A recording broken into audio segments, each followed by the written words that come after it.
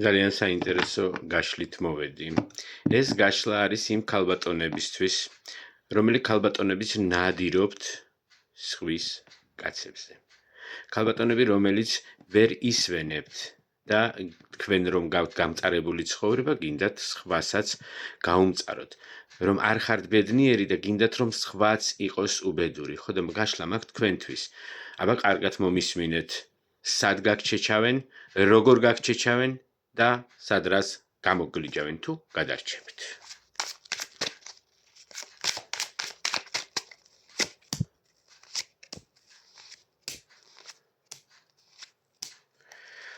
ქალბატონებო, თავი აარიდეთ სხვის კაცებზე ნადირობას.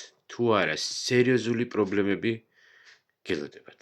აუცილებლად გაიღებს ის მისი მეუღლე და აუცილებლად მიგეჟეჟებათ ეგ უტვინო ცხვინპირი. არ გაგიგიათ ესეთი ფრაზა სხვის უბედურებაზე ბედნიერებას ვერ ააგებ.